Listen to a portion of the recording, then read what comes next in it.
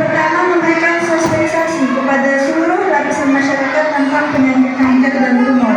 Yang kedua, melakukan bakti sosial secara langsung kepada penderita kanker yang tidak mampu. Dan yang ketiga, ikut berperan aktif untuk menurunkan jumlah penderita kanker yang terus meningkatnya di Indonesia. Adapun tujuan dari yayasan kami, yang pertama, memberikan informasi kepada masyarakat sedini mungkin secara langsung tentang penelitian kanker. Yang kedua, mengenali secara dini gejala kanker prostat untuk laki-laki, kanker rahim untuk perempuan, dan kanker payudara untuk laki-laki dan juga untuk perempuan. Dan yang ketiga, cara sehat dan hemat untuk menghindari kanker. Nah, sebelumnya di sini ada slogan apa itu kanker, Bapak Ibu. Nah, sebelumnya Bapak Ibu tahu apa itu kanker? Kantong kering ya, Bapak Ibu. Nah, itu biasanya di akhir bulan ya, Bu. Tengah bulan, Bu. Tengah bulan kantong kering, Bu. Nah, itu segera bisa dibenarkan. Nah, karena siapa saja yang menderita kanker maka akan membuat kantongnya menjadi kering. Mengingat biaya kanker ini yang sangat mahal, Bu, mulai dari jutaan bahkan sampai miliaran rupiah. Namun kalau menurut medis, kanker ini merupakan perubahan sel normal menjadi tidak normal.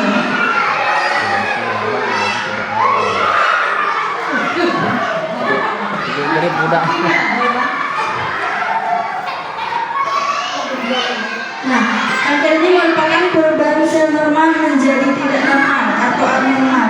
Nah, kanker ini berawal dari tumor, Bapak Ibu. Nah, tumor ini ada dua. Yang pertama, tumor jinak. Tumor jinak ini pertumbuhannya lambat, tidak sakit, seperti benjolan biasa saja. Tapi jika dibiarkan akan menjadi tumor ganas. Nah, tumor ganas ini yang kita sebut dengan kanker. Nah, sel kanker ini bisa berpindah-pindah ke bagian tubuh lainnya melalui pembuluh darah yang disebut dengan metastasis. Nah, contoh-contoh tumor seperti ini, Bapak Ibu. Nah, bisa tumbuh di punggung, di tangan dan kaki, di leher, dan juga bisa tumbuh di bahu. Nah, juga bisa tumbuh di mata seperti katarak. Nah, kalau ini daging tumbuh di bawah kulit atau lipoma, ini proses pengangkatannya, dan yang berhasil diangkat seperti ini bentuknya. Nah, kanker ini tidak bisa datang begitu saja, pasti ada faktor pemicunya, Bapak Ibu. Nah, jadi yang pertama faktor pemicunya yaitu genetik atau keturunan. Jadi apabila ada sesilah keluarga, baik itu ibu, ayah, kakek, dan nenek yang menderita kanker, maka itu 20% akan diturunkan ke generasi berikutnya melalui gen kanker, yaitu gen proto-oktogen. Nah, 80% lagi dari pola hidup dan dari pola makan. Nah, yang kedua, kimia dan fisika. Yang ketiga, makanan dan minuman yang mengandung zat karsinogen. Nah, zat karsinogen di sini contohnya borax, Bapak Ibu. Nah, borax ini penyanyal mainan, tapi ada orang yang tidak bertanggung jawab itu dimasukkannya ke makanan. Nah, biasanya kita temukan pada makanan seperti sosis, bakso, nugget, dan apalagi yang paling banyak sekarang makanan seperti seblak, Bapak Ibu. Nah, yang keempat, cara pengolahan dan penyajian makanan yang salah. Nah, pastinya Bapak Ibu di sini kalau makan nasi di rumah itu menggunakan magicom ya, Bapak Ibu. Benar, Bapak Ibu? Nah, kebanyakan itu magicomnya dinyalakan tanpa disengaja 24 jam. Nah, sampai kering, Bu. Nah, tapi pernahkah Bapak Ibunya menemukan nasi yang sudah menguning tapi tidak basi dan tidak berbau? Pernah, Bu, Pak? Nah, itu biasanya diapakan nasinya, Bapak Ibu? Kasih ke ayam. Nah, ada yang dibuang, ada yang dimakan lagi ya, Bapak Ibu. Nah, sayang dibuang-buang. Ada juga ibu-ibu yang menjadikannya nasi goreng. Nah, itu bagusnya nasinya dibuang saja atau dikasihkan ke ayam, itu bagus, Bapak Ibu.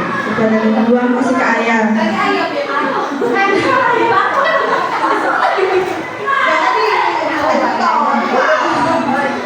Kalau ke ayam itu nggak kena kanker ayamnya. Nah, kenapa? Karena nasi yang sudah menguning tersebut sudah mengandung jamur, Bapak Ibu. Nama jamurnya Aspergillus flavus, yang apabila kita konsumsi terus-menerus itulah yang bisa menyebabkan kita terkena kanker hati dan kanker usus. Nah, inilah 4 faktor pemicu kanker pada tubuh kita. Nah, contoh-contoh kanker seperti ini, Bapak Ibu.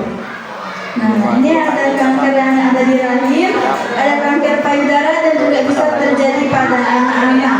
Nah, jadi kanker ini tidak memandang usia dan tidak memandang jenis kelamin. Siapapun bisa terkena kanker, Bapak Ibu. Nah, selanjutnya kita masuk ke kanker prostat. Nah, ini untuk kaum laki-laki, nanti sampaikan juga ke bapak-bapaknya di rumah. Kanker juga, itu kanker di kelenjar prostat pada laki-laki.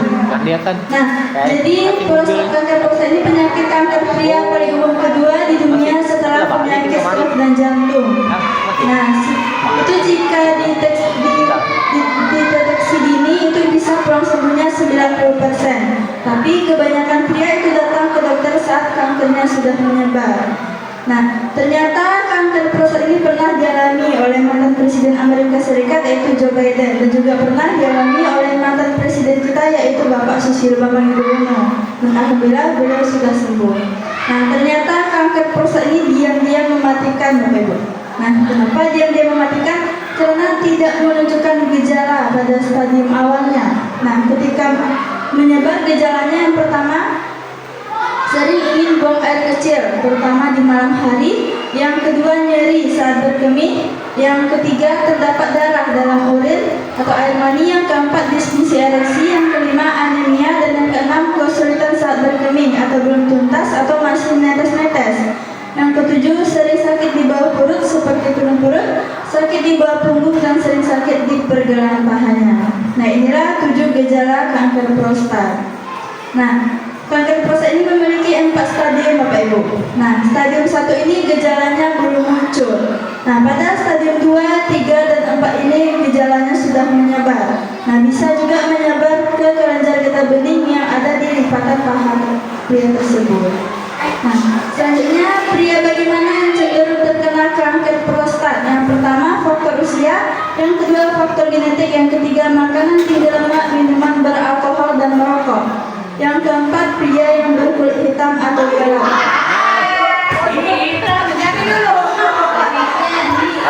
Nah, banyak ibu-ibunya yang ketawa ya, Bu.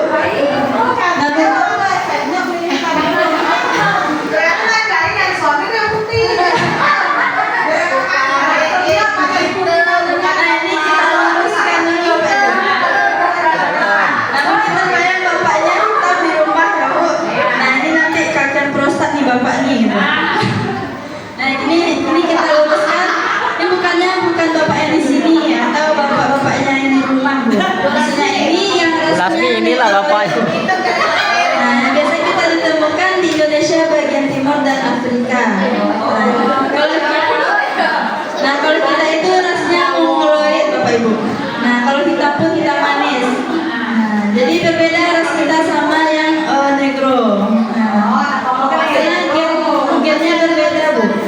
Nah, jadi lebih rentan terkena kanker. Yang kelima, laki-laki yang suka mengangkat beban berat melebihi berat badannya sendiri. Nah, ini biasanya laki-laki yang suka nge-gym, Bapak Ibu. Nah, dan laki-laki yang banyak bekerja duduk. Nah, sebelumnya seperti pekerja kantoran, pegawai bank, dan penjahit. Nah, yang keenam, hubungan suami istri sangat jarang atau suami yang sering menunda hasratnya. Nah, jadi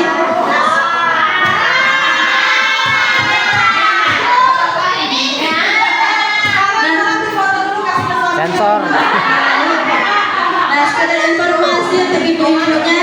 Nah, kalau bapaknya di rumah minta itu dikasih saja, Bu. Jangan pelit-pelit. Nah, kalau bapaknya itu jangan ditahan-tahan, Pak. Dan yang ketujuh itu pria yang bergonta-ganti pasangan. Nah, ini lebih bahaya lagi. Nah, takutnya berpindah ke poin nomor 7 ini, Bu. Belum ada.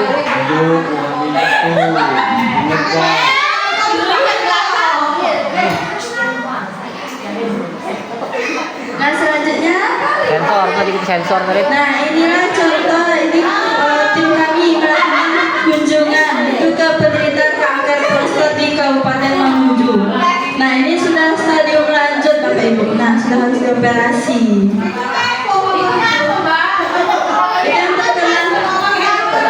Ini yang terkena kanker prostat, Bu.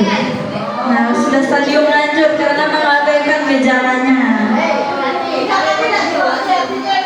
Nah, mungkin itu sekilas tentang kanker prostat ya Bapak Ibu. Nah, kita masuk ke kanker serviks. Nah, di sini ada slogan waspada kanker serviks. Nah, kenapa kita harus waspada? Karena kanker serviks ini merupakan penyakit pembunuh nomor 1 pada komunitas sekarang. Banyak kasusnya sekarang Bapak Ibu. Nah, di sini ada gambar rahim wanita yang terdapat 3 bagian yang rentan terkena kanker. Yang pertama leher rahim atau serviks. Yang kedua badan rahim atau endometrium. Yang ketiga induk telur atau ovarium. Nah, ini kita bahas satu. Jadi wanita bagaimana yang berisiko tinggi terkena kanker di serviks atau leher rahim?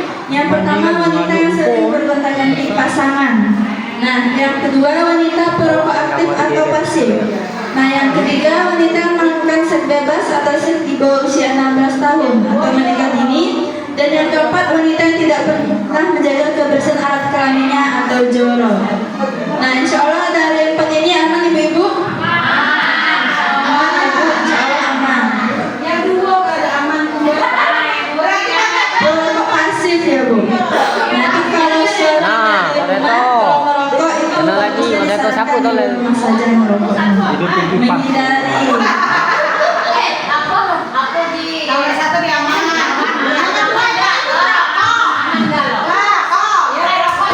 Malah hati merokok juga. Ini saya contohkan Bu. Nah, wanita melakukan aktivitas di luar maupun di dalam ruangan. Nah, merasakan pakaian dalamnya lembab atau basah, tapi tidak langsung menggantinya menunggu waktu sampai mandi sore. Nah, itu tidak boleh sebenarnya Bu. Banyak wanita seperti itu ya Bu. Nah, itu tidak boleh karena bisa menyebabkan iritasi, keputihan, dan bisanya terkena kanker serviks ini. Bahayanya. Iya Bu. Ventilator ya Bu. Nah, itu sebenarnya boleh Bu, tapi jangan terlalu sering memakainya. Sekali-sekali boleh dipakai Bu.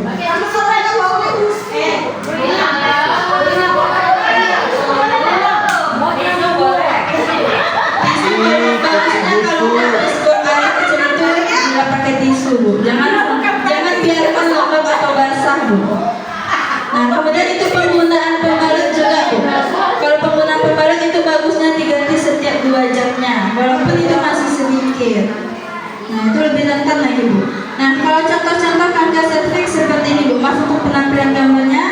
Ini kanker serviks ini juga. Nah, ini wanita yang jorok tadi Bu, yang awalnya punya jerawat. Nah, disebut dengan polit karena gatal digaruk melebar dan jika dibiarkan bisa habis seperti ini. Nah,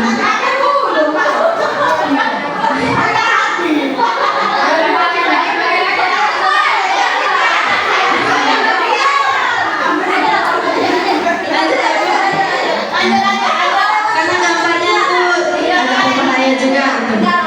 Nah, selanjutnya wanita bagaimana yang berisiko tinggi terkena kanker di badan rahim. Yang pertama wanita yang tidak pernah melahirkan.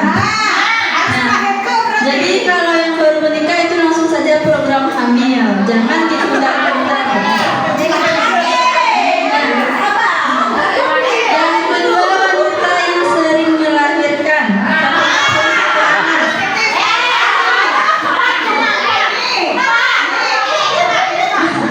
Kejar target pun tidak boleh Bu.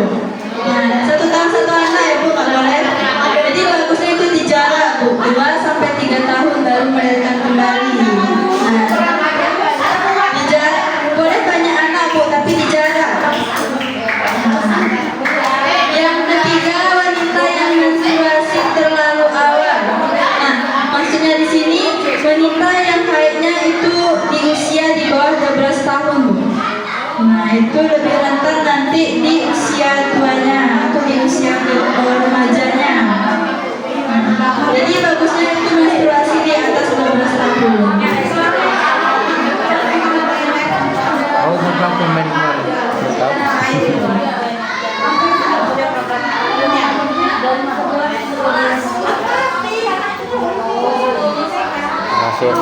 lagi. Kalau kayak gitu itu nanti dari pola makannya aja lagi Bu, jaga. Nah, itu haidnya juga harus teratur juga Bu, jangan sampai tidak teratur. Nah, yang keempat, menopause di usia lebih tua. Nah, maksudnya di sini kalau usia menopause itu di sekitaran umur 45 sampai 55 tahun, Bu. Nah, jadi kalau menopause di usia 60 tahun itu lebih rentan nanti terkena kanker. Nah, selanjutnya wanita bagaimana yang berisiko tinggi terkena kanker di indung telur atau ovarium. Yang pertama, penggunaan alat kontrasepsi pil KB lebih dari 5 tahun. Yang kedua, wanita yang terus bekerja shift di malam hari atau begadang. Nah, di sini saya contohkan yang KB, Bu. Nah, KB ini banyak macamnya ya, Bu. Ada yang suntik, ada yang implan, IUD banyak ya, Bu. Nah, namun di sini saya contohkan satu saja, yaitu suntik 3 bulan. Nah, kalau suntik 3 bulan Bukan.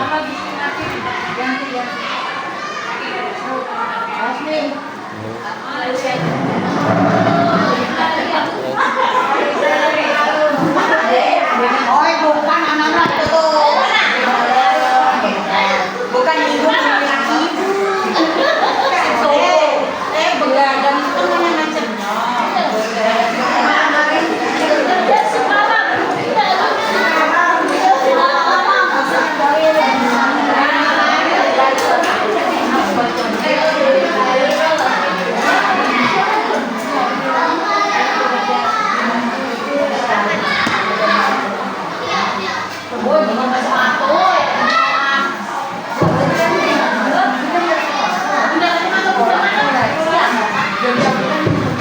Lanjut ya Bapak Ibu. Nah, di sini saya contohkan yang suntik 3 bulan.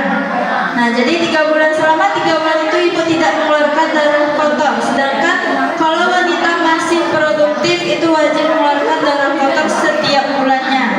Nah, jadi kemana darah kotor tersebut? Itulah yang menumpuk di dinding rahim, Bu. Nah, yang bisa tumbuhnya tumor di dalam indung telur. Nah, nama tumornya miom dan kista. Nah, mungkin ada yang ibunya pernah dengar ya, Bu. Nah, kalau miom ini daging tumbuh. Nah, sedangkan kista ini gelembung berupa cairan darah dan nanah. Nah, kita lihat dulu di sini ada perbandingan antara rahim yang normal dan rahim yang terkena kista. Kalau terkena kista itu rahimnya membengkak, Bapak Ibu. Nah, kalau ini miom rahim tadi daging tumbuh, bisa tumbuh di dalam maupun di luar rahim. Nah, kalau miom ini biasanya orang menyebutnya ini hamil anggur. Nah, itu miom, Bu. Nah, ini yang berhasil diangkat yang terkena kista. Ini anak gadis, Bu, yang terkena kista. Besar, Bu. Ini bukan hamil ya, Bu. Nah, ini kista di dalamnya. Ini kami kunjungan, ini pas ibu-ibu yang terkena kista yang beratnya bisa mencapai 40 kilo, Bu. Nah, kalau di rumah sakit seperti ini proses operasi pengangkatan kista yang beratnya 40 kilo. Nah, ini isinya cairan darah dan nanah tadi, Bu. Kalau ibu saja itu hamil 4 kilo itu udah berat ya, Bu. Kalau ini 40 kilo. Nah, kalau ini proses pengangkatan kista ovarium. Nah, yang beratnya mencapai 20 kilo. Nah, jadi 20 kilo pun ada juga kistanya, Bu. Nah, ini juga termasuk berat, Bu, 20 kilo. Jadi hasilnya seperti itu nanti, Bu, yang keluar. Nah, ini yang sudah pecah di dalam. Nah, ini miom yang tadi, Bu, daging tumbuh. Nah, jadi kalau sudah terkena miom atau kista itu tidak bisa untuk program hamil, Bu. Nah, tidak bisa hamil lagi, harus diangkat dulu miom atau kistanya baru bisa hamil lagi. Nah, jadi bagaimana gejala kanker yang ada di rahim? Yang pertama, keputihan yang terus-menerus atau normal. Nah, normalnya yaitu 7 hari sebelum haid dan 7 hari sesudah haid. Nah, yang kedua, setelah melakukan hubungan intim keluar cairan warna kecoklatan bercampur darah. Dan yang ketiga, iritasi di sekitar alat kelamin. Nah, kalau sudah ada 3 gejala ini, segera periksakan ke dokter dengan alat, bisa dengan IVA-tes dan pap smear. Nah, ini gratis di puskesmas dan di rumah sakit. Nah, kalau untuk anak remaja itu bisa dengan HPV DNA. Nah, tadi sekilas tentang kanker prostat dan kanker rahim. Nah, kita masuk ke kanker payudara. Nah, kalau kanker payudara ini berbeda dengan kanker-kanker yang lain, Bapak Ibu. Nah, kalau kanker payudara ini lebih cepat pertumbuhannya. Nah, karena hormon sebut itu lebih banyak di payudara. Nah, jadi wanita bagaimana yang berisiko tinggi terkena kanker di payudara? Yang pertama, wanita yang setelah melahirkan tidak mau menyusui. Yang kedua, wanita yang mau menyusui hanya dengan sebelah payudaranya saja atau harus dipompa. Nah, yang ketiga, obesitas atau kegemukan juga berisiko. Nah, di sini ada 70% pasien kanker payudara datang ke dokter pada stadium lanjut, mengabaikan gejala awalnya. Nah, jadi apa saja gejalanya? Yang pertama, adanya benjolan di bagian payudara yang tidak normal. Nah, yang kedua, adanya bintik dan kutil-kutil di kulit payudara. Dan yang ketiga, rasa gatal yang amat sangat di bagian kulit luar maupun di bagian dalam payudara. Nah, kalau sudah ada 3 gejala ini jangan diabaikan, Bu. Nah, segera periksakan ke rumah sakit. Nah, maaf penampilan gambarnya seperti ini yang kami temukan di lapangan yang terkena kanker payudara sudah stadium lanjut. Ini juga. Nah, ini ibu-ibunya sudah dioperasi, Bapak Ibu. Ada bekas operasinya. Namun tidak sanggup kemoterapi setelah operasi karena efek samping dari kemoterapi, Bapak Ibu. Nah, jadi bahaya juga efek sampingnya. Nah, sehingga bisa muncul sel kanker baru lagi yang disebut dengan kelenjar getah bening. Nah, yang bisa menjalar ke depan seperti ini dan juga bisa menjalar ke belakang seperti ini. Nah, kalau ini bapak-bapak yang terkena kanker payudara. Nah, jadi tidak hanya ibu-ibu saja, tapi kebanyakan kasus itu ibu-ibu yang sering terkena. Nah, kalau bapak-bapak ini faktor pemicunya itu biasanya bapak-bapak meletakkan handphone di saku depan. Nah, jadi radiasi dari handphone tersebut jadi faktor pemicunya, Bapak Ibu. Nah, ini yang sudah dioperasi. Sekedar informasi, operasi tidak menjamin kesembuhan total, Bapak Ibu. Operasi hanya mengangkat bagian yang terlihatnya saja, tidak mematikan sel kankernya. Nah, sehingga sel kankernya ini bisa berpindah-pindah. Nah, jadi ada juga orang yang setelah operasi kemudian kemoterapi muncul lagi benjolannya. Banyak juga yang kayak gitu yang kami temukan. Ngeri kan? Nah, ini yang kelenjar getah beningnya melilit di lehernya. Nah, sampai ibunya tidak sanggup berdiri. Nah, ini kami kemarin itu di Riau, kunjungan ini pasien kanker payudara. Nah, ini pasien kanker kulit stadium 4. Nah, ini salah satu program dari yayasan kami memberikan dana bantuan itu di Jambi. Dan ini bersama Bapak Gubernur Sumatera Barat. Nah, jadi bagaimana cara kita mendeteksi kanker payudara ini? Ada 2 cara yang bisa dilakukan. Nah, yang pertama yaitu dengan sadar memeriksa payudara sendiri. Nah, pernah mendengarnya ini Bapak Ibu? Sadari. Nah, mungkin ada yang ibu-ibunya tidak tahu ya, Bu, atau lupa. Nah, mungkin saya demonstrasikan sebentar. Caranya mengangkat kedua tangan, nah, ke atas di depan cermin. Itu bisa dilakukan di kamar mandi atau di kamar. Maaf sebelumnya tanpa berbusana. Nah, kemudian kita periksa menggunakan 3 jari searah jarum jam. Apabila ada benjolan segera periksakan ke dokter. Nah, yang ketiga, periksa antara ketiak dengan payudara. Nah, kalau ada benjolan itu dikhawatirkan adanya kelenjar getah bening. Nah, kalau bapak-bapaknya sampai nomor 3 saja. Kalau ibu-ibunya lanjut ke nomor 4. Nah, sebelumnya pencet puting payudara. Apabila keluar cairan yang berbau, nah itu juga gejala dari kanker payudara. Nah, sadar ini bisa dilakukan sekali sebulan, dilakukan di luar siklus menstruasi dan menyusui. Nah, kalau ada benjolan setelah sadari di rumah, kita bisa lakukan dengan sadanis, sadar secara klinis. Nah, ini baru dilakukan di rumah sakit, namanya mamografi, Bapak Ibu. Nah, perlu diingat, sekecil apapun benjolan segera periksakan ke dokter. Nah, menunda berarti memberi kesempatan sel kanker untuk berkembang dan mengurangi kesempatan untuk sembuh. Nah, kalau mamografi seperti ini nanti payudara dimasukkan ke dalam alat yang disebut dengan mammotes. Nah, nanti hasilnya keluar seperti ronsen. Ini yang normal, ini yang baru terjangkit kanker di tengah, dan itu yang kankernya sudah menyebar. Nah, jadi kami juga sosialisasi di berbagai tempat, di semua lapisan masyarakat. Ini kami di kantor dinas Kominfo, ini kami juga di KB, di Disnaker di Dukcapil. Nah, ini kami bersama ibu-ibu PKK di Camat Banjarmasin 3, dan ini kami di Polsek, Koramil. Nah, ini di Lapas, dan juga kami ke sekolah-sekolah dari SMK, SMA, SMP, dan juga ke SD. Nah, ini kami di SD 5, nah seperti sekarang. Nah, ini kami juga di wirid ibu-ibunya. Nah, di sini ada slogan Stop Kanker. Nah, tadi saya sudah menjelaskan apa itu kanker, faktor pemicu pentingnya cara kita mendeteksinya, selanjutnya bagaimana cara kita mencegahnya. Nah, sebelumnya Bapak Ibu setuju mencegah lebih baik daripada mengobati? Setuju. Mari kita cegah Bapak Ibu. Nah, dengan dua cara. Yang pertama preventif dari luar dan preventif dari dalam. Nah, kalau dari luar itu ada 5 poin yang bisa dilakukan. Yang pertama, lakukan pola makan yang sehat dan teratur. Yang kedua, konsumsi makanan yang berserat tinggi seperti buah dan sayur.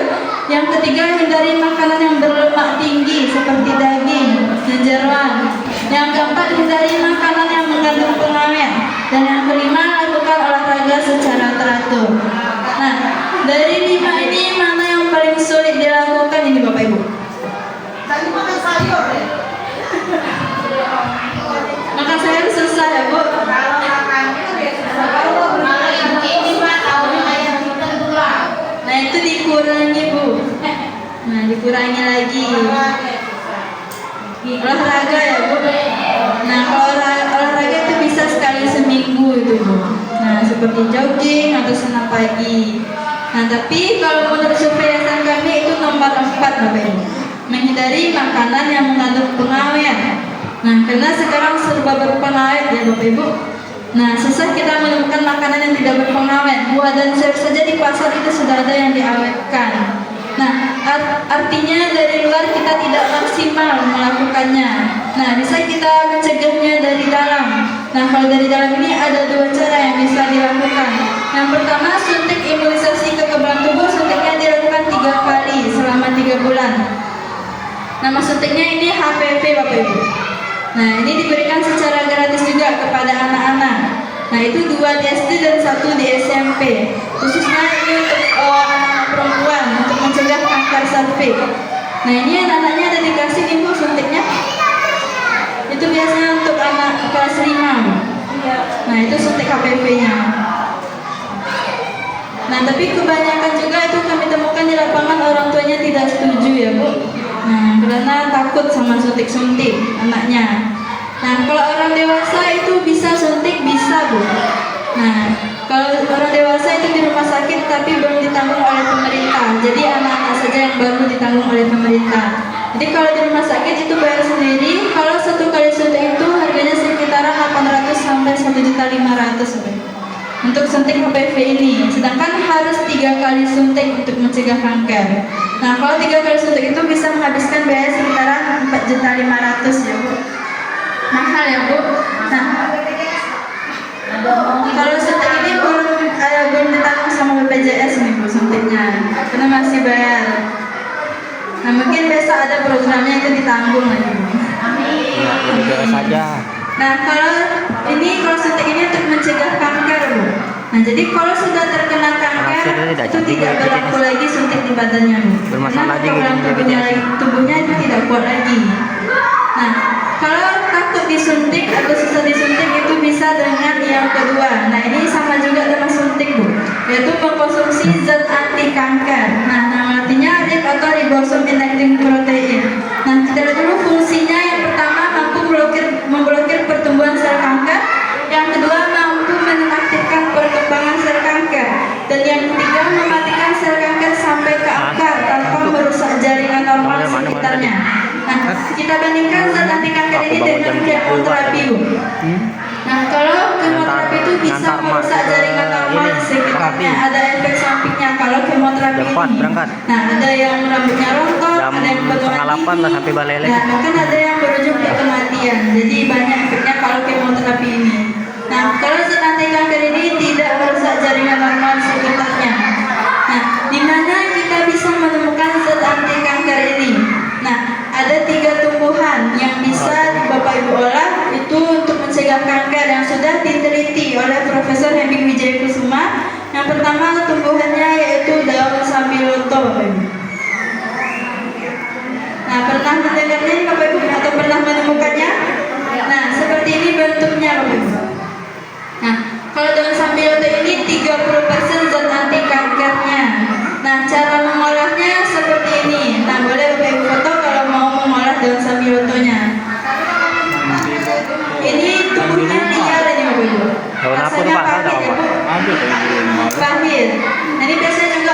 jam Pupuk ini apa? juga ini. Nggak tahu juga. Nah, dikonsumsi 1 kali 1 hari selama 12 bulan secara berturut-turut itu bisa mencegah kanker beberapa tahun ke depannya. Nah, jadi selama 1 tahun Bapak Ibu mengolahnya, diminum 1 kali sehari. Nah, namun ada juga tumbuhan Apa yang tuh, Pak? kedua Ada nama yang tanamannya? bisa Bapak Ibu olah, yaitu tumbuhannya Kalau di Claditikus. rumah kamu apa nyebutnya? Ya, kladi Bu. Namun Sambil jangan betul. sampai salah kladi ya Bu. Oh benar lah, oh keladi banyak di rumah. Karena ini gatal dan beracun. Oh salah. Bukan berarti. Yang biasa itu tanaman hias gitu Bu. Iya. Tapi nggak banyak juga orang yang menemukannya ini Bu. Nah, kalau Claditikus ini 50% zat anti kankernya. Lain berarti ya. Nah, Jadi kalau jadi keladi jangan cap biasa sampai itu salah lah. kladi ya Bu, karena ini gatal dan beracun. Nah, cara mengolahnya seperti ini. Nah, bisa direndam dengan air kunyit selama 24 jam itu untuk menghilangkan racunnya. Dikonsumsi 1 kali 1 hari selama 6 bulan secara berturut-turut. Kamu ada tanaman Lebih cepat itu? dibandingkan daun sambil Di pasar itu ada tanamannya. Nah, 6 bulan Bapak Ibu untuk mengolahnya. Nah, jadi mau mengolah yang mana Bapak Ibu, yang daun sambiloto Mana, Pak? atau Claditikus? Mana? Sambiloto. Oh. Ya, tapi kalau daun sambiloto itu cuma 30% zat anti kankernya gitu. Nah, tapi banyak ditemukan ya Bu. Nah, jika susah 2 tumbuhan ini, ada tumbuhan yang ketiga yang bisa diolah. Nah itu apa tuh? Ya, temu biasanya. Ini temu putih Bu. Dia sama Ada temu di rumah. kayak temulawak yang batang daunnya, tapi lihat umbinya Bu. Umbinya yang putih karena yang mau kita olah yang umbinya.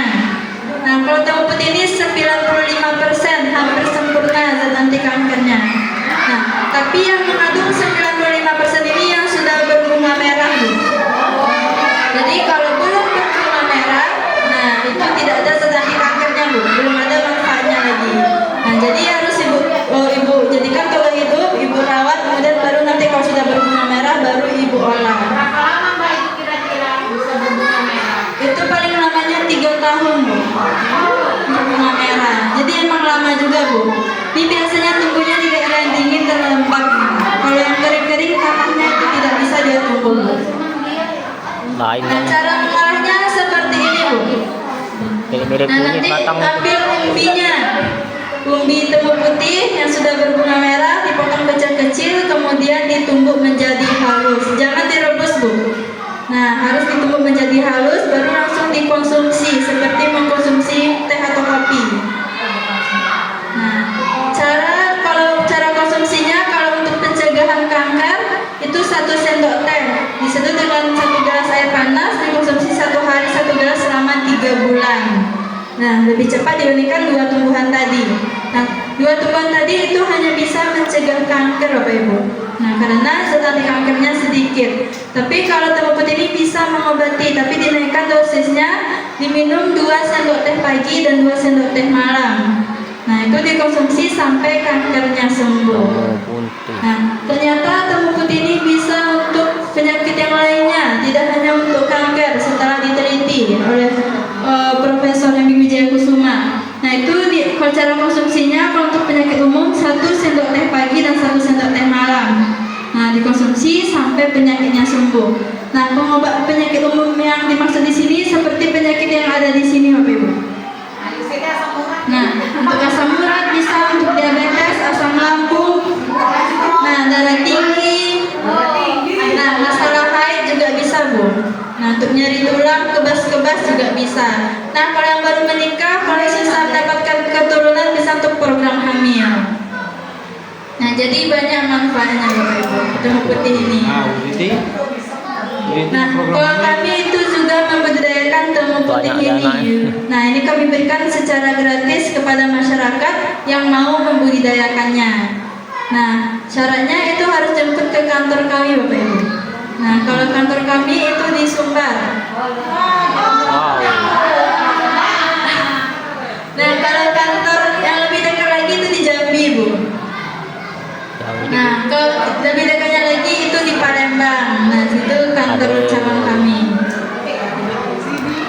Nah, ini dokter belang penjaga kami yaitu Dokter Margabella Rahimi. Nah, Nanti kalau ada mau bibitnya nanti bisa hubungi saya, ini nomor WA saya. Gratis Mbak ya? Iya gratis Bapak Ibu. Yang sumbar. Ya. Kalian jalan-jalan. Boleh Bu.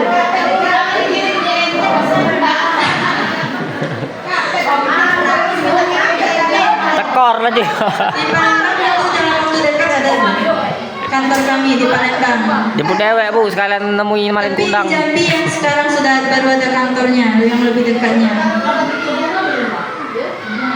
Nah, selanjutnya saya membuka sesi tanya jawab bagi Bapak Ibunya yang ingin bertanya, saya persilahkan. Atau mau konsultasi boleh juga Bapak Ibu.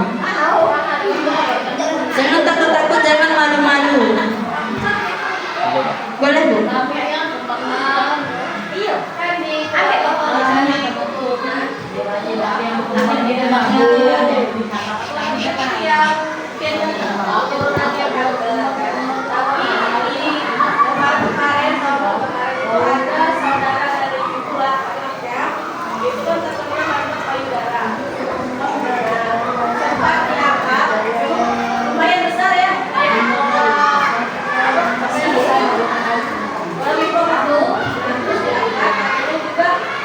Aku tidak boleh mengonsumsi seperti micis, seperti apa produk-produk tersebut.